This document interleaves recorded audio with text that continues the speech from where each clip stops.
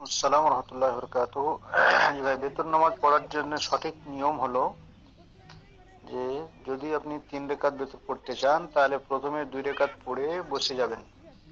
বসে যাওয়ার পরে ওই ওই আত্তাহিয়াত পড়ে শোনো শোনো। আল্লাহ সাল্লাল্লাহ দুরূদ শরীফ পড়ার এ পরে দোয়া মাসফা শোনো পড়ার পরে একবারে সালাম ফিরিয়ে দেন। দেওয়ার পরে আবার এক শোনো রেকাত আলাদাভাবে পড়েন। শোনো এক শোনো। রেকাত লাট আলাদাভাবে দিলে পড়ে ফটো তুললি। রুকুতে শোনো শোনো। যখন যাবেন, রুকু থেকে ওঠার পরে আপনি তাহিয়াত দোয়া কোনো যদি হ্যাঁ, পড়তে চান পড়েন, পড়াটা ওয়াজিব নয়, জরুরি নয়। কে যদি হয়তো পড়তে চান ভালো, না পড়লে কোনো সমস্যা নেই। দোয়া কোনো পড়েন, তারপরে বাকি দোয়াগুলো পড়ে সিজদায় যান। শেষ হচ্ছে, 7-8 এরপরে মিনিট। পুরো কমপ্লিট করে সালাম ফিরিয়ে দেন। এটা হলো একরকম নিয়ম। দ্বিতীয় নিয়ম হলো যে যদি 3 রেকাত একসাথে পড়তে চান, একসাথে পড়েন, তাহলে হলো যে 2 রেকাত ও নামাজ শালা। পড়ার পরে আত্তাহিয়াতে না বসে ডাইরেক্ট উঠে যান। এ সামনে বল। ডাইরেক্ট উঠে যাওয়ার পরে এটা ভিডিও তৃতীয় করতে রাকাত চায় না, পূর্ণ ওখানে করার দেখো। পরে মানে রুকু করার পরে যদি দোয়া কোনো পড়তে চান কথা পড়েন, বলে না বলে। পড়লেন সমস্যা নাই। তৃতীয় রাকাত তারপরে পূর্ণ করে তারপরে আমি একবারেই সালাম ফিরিয়ে নেন।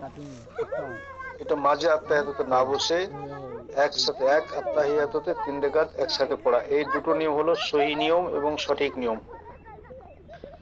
আর মাঝে 2 রেকাত পড়ে বসে আত্তাহিয়াতুর মতো আত্তাহিয়াত পড়ার পরে আবার উঠে সূরা ফাতিহা পড়ে উল্টো তাকবীর দেওয়া, এই যে উল্টো তাকবীরের বিষয়টা, এটা কোনো হাদিসে বর্ণনা হয় নাই এবং কোনো জায়গাতে আসে নাই।